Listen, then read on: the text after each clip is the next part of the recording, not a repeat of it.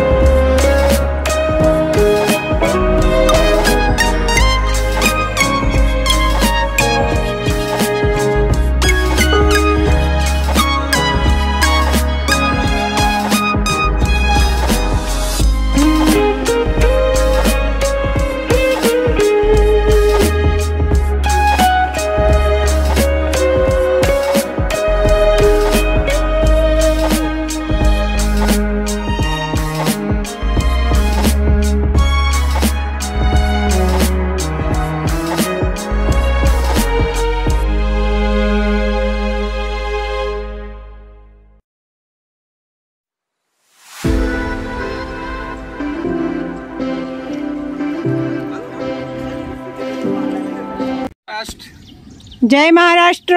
जय महाराष्ट्र। आपण बघत असाल की आपण आज डावडीचं प्रभागामध्ये खूप छान आणि मोठं इथे डोंगर आहे, झाड आहेत।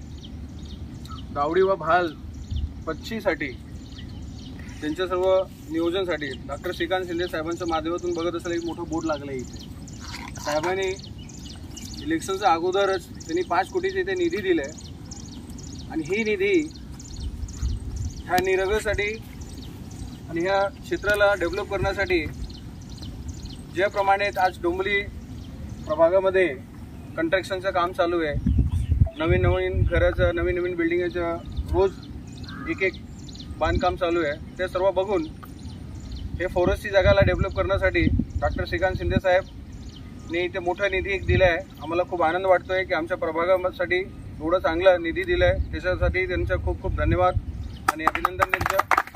आज आम्ही सर्वजण आले होते इथे वृक्षारोपण करण्यासाठी. दरवर्षी आम्ही इथे येतो, वृक्षारोपण करतो आणि आम्हाला तुम्ही बघत असेल की हा प्रभाग पूर्ण एकदम ग्रीन झोन झाला आहे. आणि आपल्या डोंबली परिसराच्या लोकांना मी सांगणार, तुम्ही या इथे स्वतः पण टाईम द्या, आपल्या लहान लहान मुलांना पण घेऊन या, दाखवा की डोंबलीच्या आतमध्ये एवढी चांगली जागा आहे. आणि ह्या जागासाठी आमचे कल्याण लोकसभाचे डॉक्टर श्रीकांत शिंदे साहेबनी एवढं चांगलं निधी दिलं आहे आणि या निधीचा चांगला उपयोग होईल हे आम्हाला पूर्ण विश्वास आहे. आणि पुढे पण आम्हाला विश्वास आहे की डॉक्टर साहेब असंच आमच्या प्रभागासाठी, आपल्या डोंबलीच्या क्षेत्रासाठी ते नेहमीच लक्ष देणार. आणि माझे 2 संपवतो. जय हिंद, जय महाराष्ट्र. जय हिंद, जय महाराष्ट्र. वृक्षवल्ली आम्हा सोयरी, वृक्षवल्ली आम्हा सोयरी.